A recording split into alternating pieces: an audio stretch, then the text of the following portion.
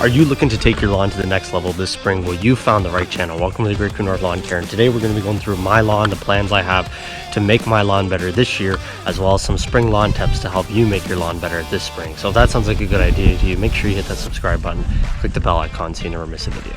So kind of looking in the lawn here, it looks like the green is finally coming. Spring is finally here. Second spring, first summer, whatever you want to call it, is finally here. It seems like we're finally getting into those spring warmer temperatures.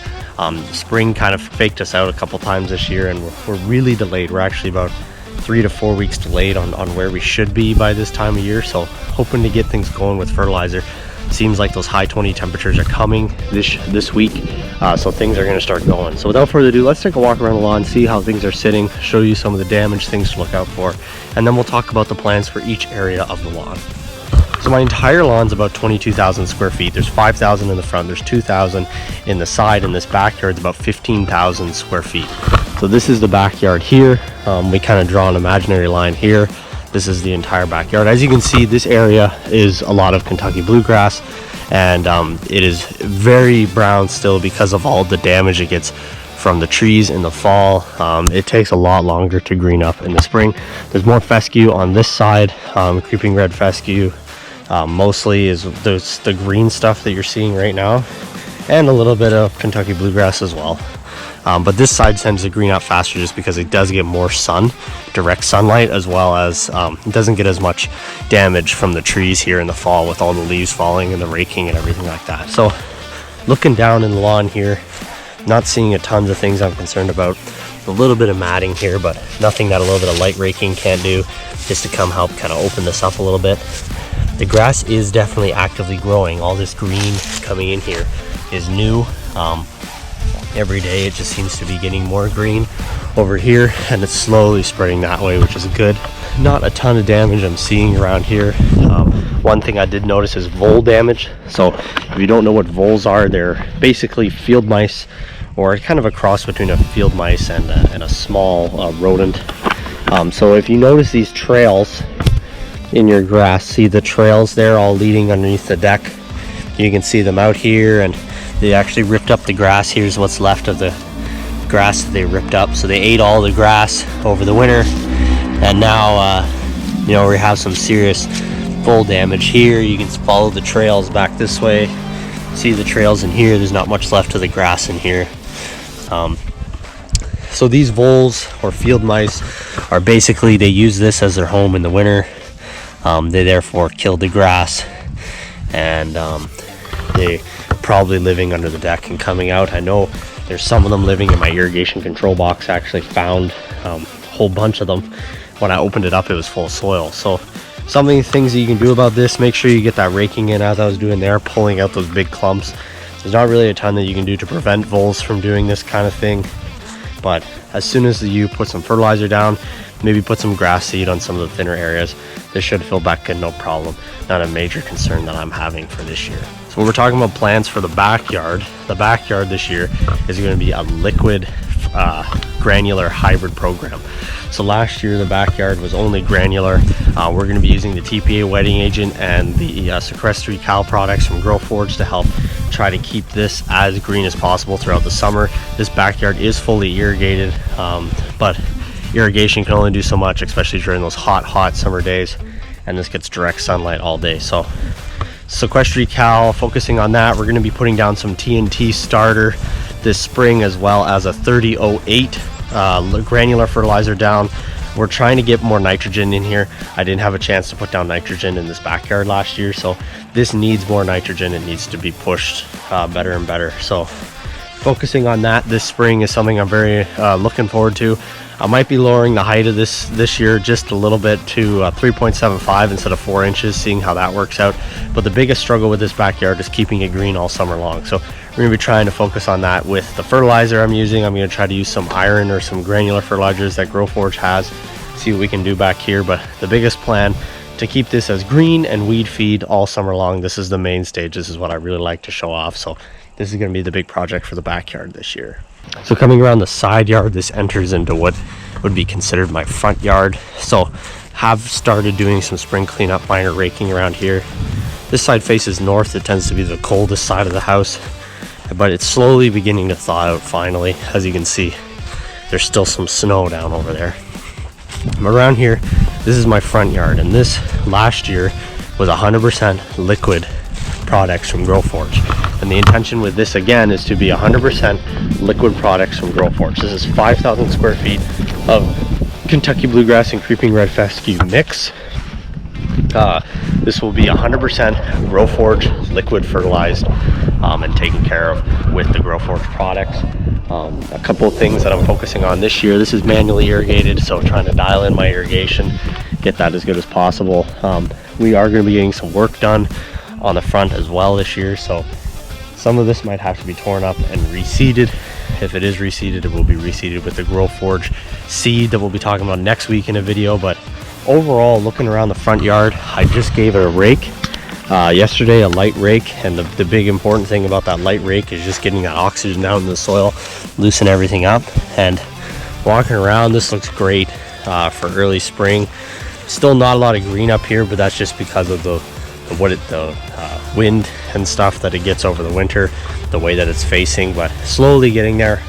Up here, this front yard is mostly Kentucky bluegrass, so you know, there's a lot of it takes a little longer to green up in the spring, but in the summer it really holds up very well.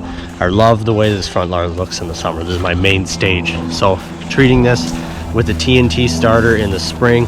That application is going to be coming up in about early next few days. Then following up with sequestry cal, TPA wetting agent, baseline or balance line, and the organo hume, as well as the straight line products going down on this front yard. So this is going to be fertilized following Growforge's exact program every 2 weeks. And we're going to see how this looks. So compared to the backyard, we're going to be using Growforge's exact program on here and seeing how this looks. This is a great stand of turf grass.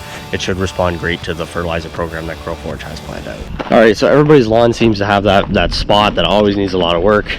And now it comes to my side yard. I've talked about in the past how much work this needs, and this still needs a ton of work this year. As you can see, plenty of damage from the fall, not looking very healthy. Lots of low spots around here.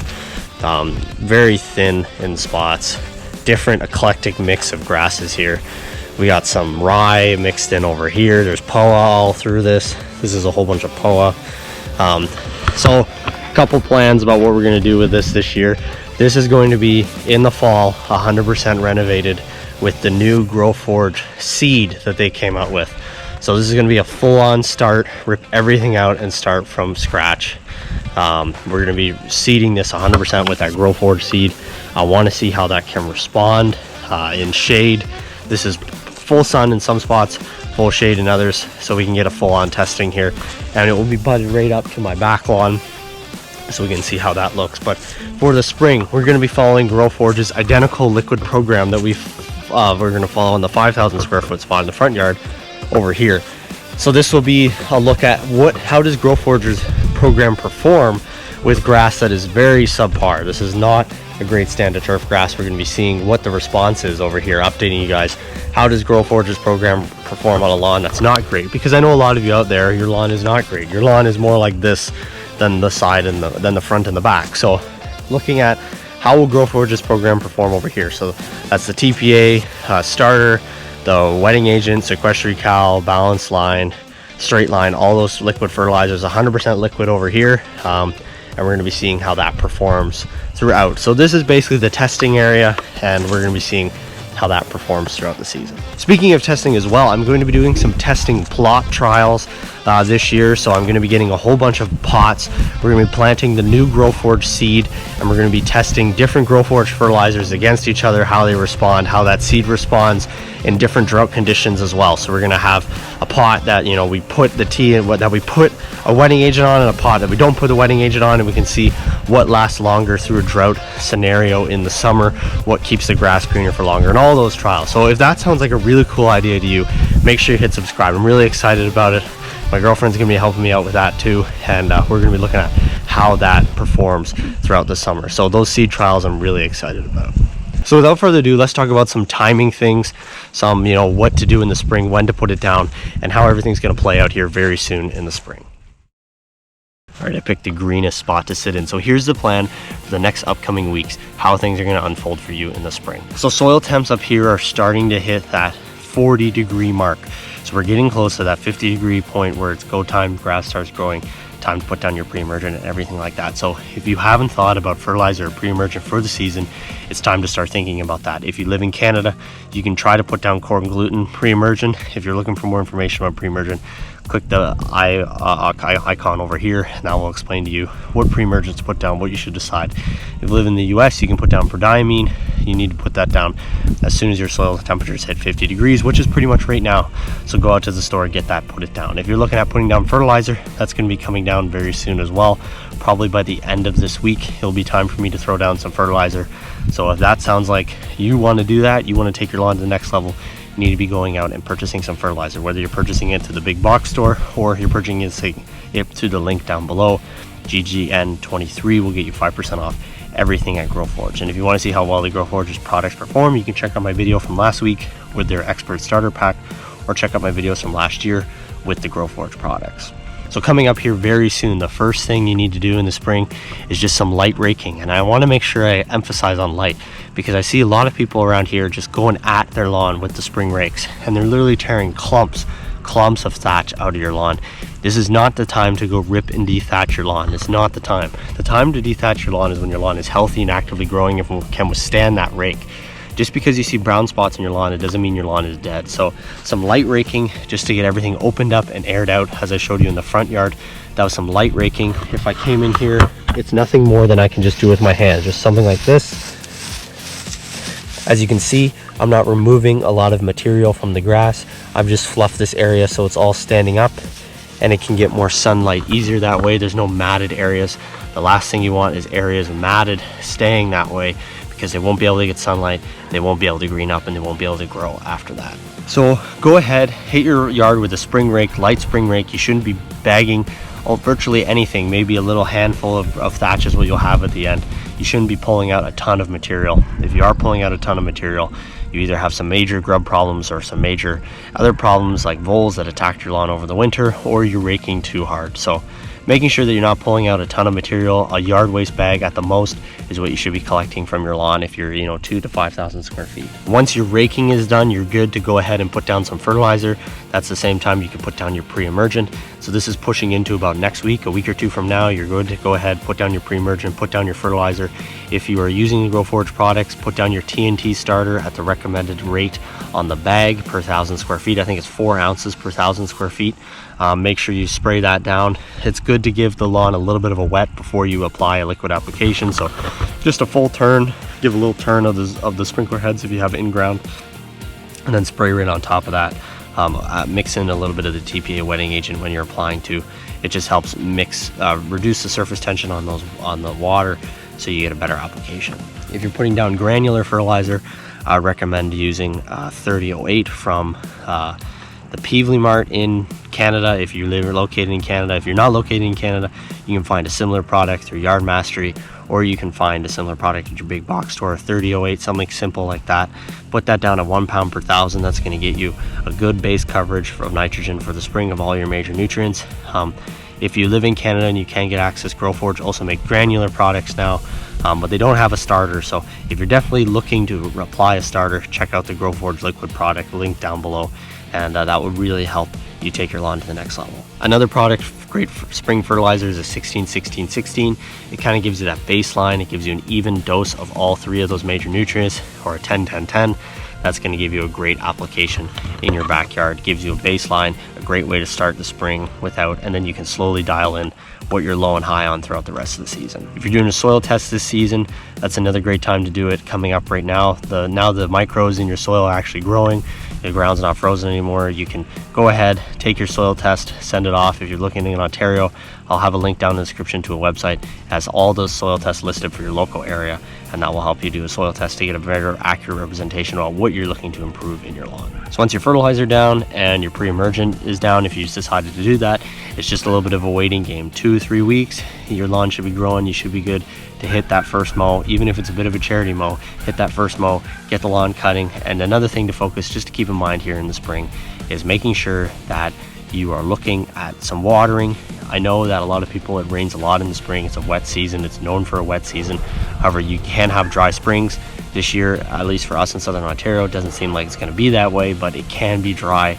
And you can't take those dry days for granted and think, I don't need to water in the spring, because that's how you set yourself behind in the summer. So making sure you're still watering, even if you have long spells of dry days, will help you improve your lawn 100% for the coming summer to keep your lawn healthy and growing. If you're looking at seeding this spring, your window has been hit. We're hitting in that perfect seeding window. So this week or next week, you can go ahead, put down your seed, follow the label on the bag. If you're putting down the GrowForge seed, it's put down at 4 to 5 pounds per thousand. If you're putting down the Peevely Mart seed, it's 7 to 8 pounds per thousand. Put that down. Make sure you have a great seed bed. Put down some T&D starter at the same time, or a similar starter fertilizer, and that will help kickstart your lawn. Make sure you're watering it and taking care of it.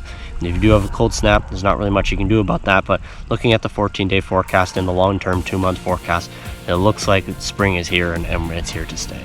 If you're looking at what height you should cut on your first mow, 3 inches is normally my recommendation for all cool season lawns. You can do 2.75 as well. That at least helps cut off all those dead tips from the fall, gives everything tidied up, helps pick up all that garbage too. And if you do have an option to bag too, bagging on your lawnmower is not a bad idea for that first cut, just to get rid of all that garbage and stuff that's landed on your lawn over the winter. So without further ado, if you're new here, make sure you hit subscribe. We got lots of great content coming up this year, testing a whole bunch of great Canadian content, as well as next week we're going to be unveiling the 2 project lawns we're going to be starting this season, 100% sponsored by GrowForge. So make sure you subscribe for that. Hit that like button down below. Share this channel with your friends and family. We're trying to get the channel to 1,000 subscribers before the end of the spring. So thank you guys for watching. As always, any questions, you can email them to me, greatgreennorthlawncare@gmail.com, or you can submit them through my website, greatgreennorthlawncare.ca. And from the Great Green North, my name is Wayne Murray. Thank you guys for watching, and as always, keep it green.